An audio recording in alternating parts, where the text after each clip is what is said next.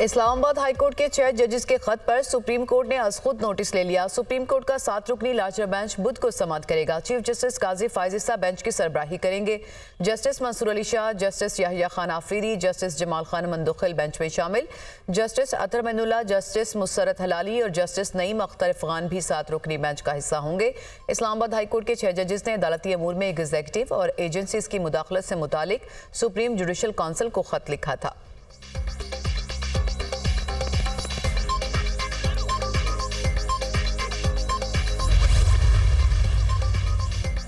साबिक chief justice supreme court तसद्दुक हुसैन जिलानी ने commission की सरबराही से माजरत कर ली। फैसले से मुतालिक वज़ीर-ए-आज़म शहबाज शरीफ को खत लिख दिया।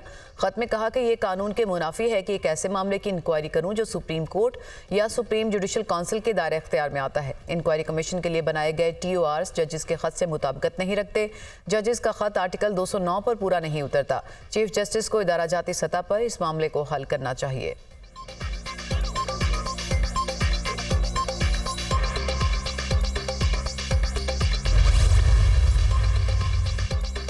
बानी PTI की तोशाखाना केस में सजा मुअत्तल। इस्लामाबाद हाई कोर्ट ने तोशाखाना केस में बिशरा बीबी की सजा भी मुअत्तल कर दी। नैब प्रोसिक्यूटर के बयान की रोशनी में सजा मुअत्तल की गई। फैसले का जायजा लिया है कि ये सजा मुअत्तली का केस है। नैब प्रोसिक्यूटर का अदालत में बयान, ये नैब का बड़ा काबिल तारीफ मौक़िफ़ है। सजा के खिलाफ अपील ईद के बाद सुनेंगे। Chief justice Islamabad high court Aamir Farooq ने रिमार्क्स दिए कि साइफर केस कुछ दिनों में मुकम्मल हो जाएगा। FIA के दलाइल शुरू होने हैं, हमें नहीं मालूम कि वो कितना वक्त लेते हैं।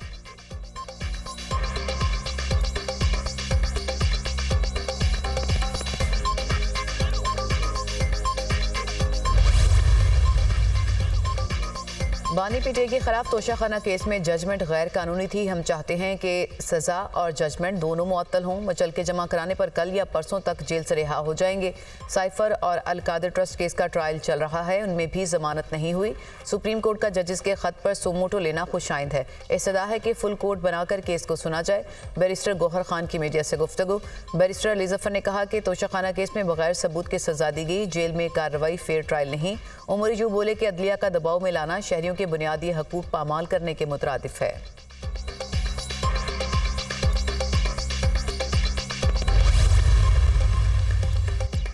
सेनेट इलेक्शन कल होंगे। खैबर पख्तूनख्वा की 11 नशिस्तों पर सूरत हाल गैर वाज़ेह। सेनेट की 30 नशिस्तों पर इलेक्शन होगा। 18 उम्मीदवार बिला मुकाबला मुंतखब हो चुके। सेनेट की खाली 30 नशिस्तों के लिए 59 उम्मीदवार मैदान में हैं। सिंध की 12, खैबर पख्तूनख्वा 11, पंजाब 5 और इस्लामाबाद की 2 नशिस्तों पर मुकाबला होगा।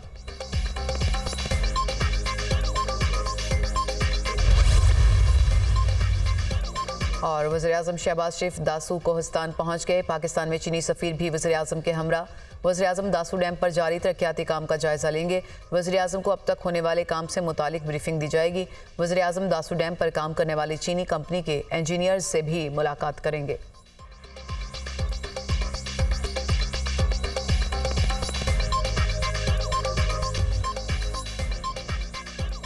स्पीकर खैबर पख्तूनख्वा असेंबली ने पेशावर हाई कोर्ट फैसले के खिलाफ नजरसानी दरख्वास्त दायर कर दी। असेंबली इजलास बुलाना हुकूमत या स्पीकर का इख्तियार है। गवर्नर को इजलास बुलाने का इख्तियार नहीं है। अदालत का जो हुक्म होगा उस पर अमल करेंगे। स्पीकर बाबर सलीम सवाती का दरख्वास्त में मौक़िफ़। दरख्वास्त में सूबाई हुकूमत, इलेक्शन कमीशन, सेक्रेटरी कानून और दीगर को फरीक बनाया गया है। पेशावर हाई कोर्ट ने स्पीकर को सेनेट इंतखाबात में मखसूस मुंतखब मेंबरान से 2 अप्रैल तक हल्फ लेने की हिदायत की थी। सुन्नी इत्तेहाद कौंसिल ने मखसूस नशिस्तों के मामले पर पेशावर हाई कोर्ट का फैसला चैलेंज कर दिया। सुन्नी इत्तेहाद कौंसिल के साहबजादा हामिद रजा ने सुप्रीम कोर्ट में अपील दायर कर दी। मखसूस नशिस्तों के खिलाफ पेशावर हाई कोर्ट का फैसला कलअदम करार देने की इस्तदा।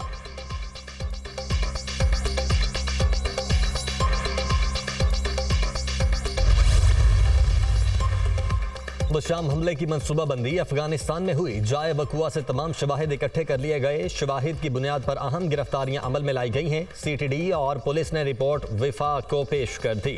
गैर मुल्कियों पर हमले से मुतल्लिक थ्रेट्स की मौजूदगी से मुतल्लिक भी तफसीलात ली जा रही हैं। रिपोर्ट बशाम खुदकुश हमले में मुलव्वस 10 से ज़ायद दहशतगर्द और सहूलतकार गिरफ्तार। मुलव्वस नेटवर्क का ताल्लुक अलअदम तंजीम TTP से है।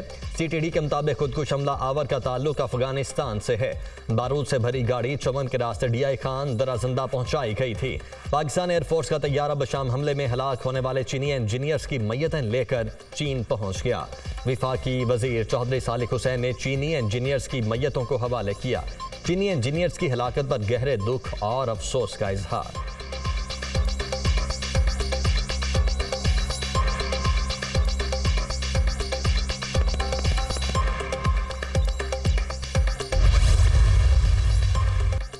बिजली और गैस के बाद हुकूमत ने अवाम पर पेट्रोल बम गिरा दिया। पेट्रोल 9 रुपए 66 पैसे महंगा, नई कीमत 289 रुपए 41 पैसे फी लीटर मुकर्रर। हाई स्पीड डीजल की कीमत में 3 रुपए 32 पैसे कमी, 282 रुपए 23 पैसे मुकर्रर। वजारत खजाना ने पेट्रोलियम मसनूआत की नई कीमतों का नोटिफिकेशन जारी कर दिया।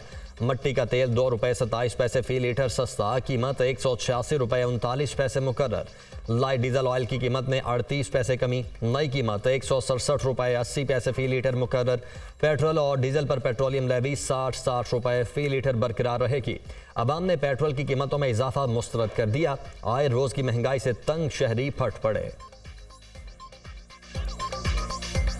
कभी आटा महंगा हो जाता है तो चीनी महंगी हो जाती है, तो कभी पेट्रोल महंगा हो जाता है, तो कभी थोड़ा सस्ता कर देते हैं, उसके बाद इतना बड़ा जंप मारते हैं कि इंसान को बिल्कुल ही बेबस कर देते हैं। जितना महंगा करते जा रहे हैं हम लेते जा रहे हैं, भाई क्या कर सकते हैं। अवाम तो मजबूर है, अवाम के पास कोई दूसरा रास्ता है नहीं। 100 रुपये के पेट्रोल पे ड्यूटी पे जाते थे तो अभी हमें 200 रुपये का 250 रुपये का डलवाना पड़ते, आना जाना होता है हमारा। जैसे पेट्रोल महंगा होता जा रहा है, इस तरह ईद में हर चीज़ महंगा होता जा रहा है। एक चीज़ जो है 50 रुपये को 100 रुपये में बिकता जाएगा। ये हुकूमत ने हमारे पाकिस्तान में 9 अप्रैल को शवाल का चांद नजर आने का इम्कान। महकमा मौसमियात के मुताबिक नए चांद की पैदाइश 8 अप्रैल को रात 11:21 पर होगी। 9 अप्रैल को चांद की उम्र 19 से 20 घंटे होगी। गुरूब आफ्ताब के बाद चांद नजर आने का दौरानिया 50 मिनट से जायद होगा। मुल्क के ज्यादातर मुकामात में मतला साफ रहेगा।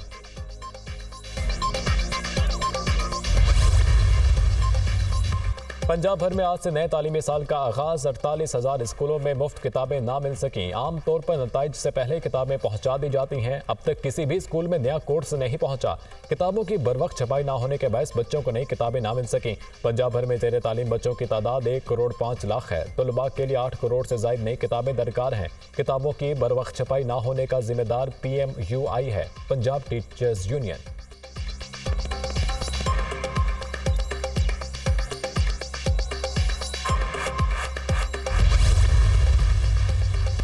पहले ही कह दिया था कि सियासत शहबाज शरीफ की होगी, नवाज शरीफ की नहीं। नवाज शरीफ की सियासत तो उस जगह चली गई है जहां अब शहबाज शरीफ की सियासत है।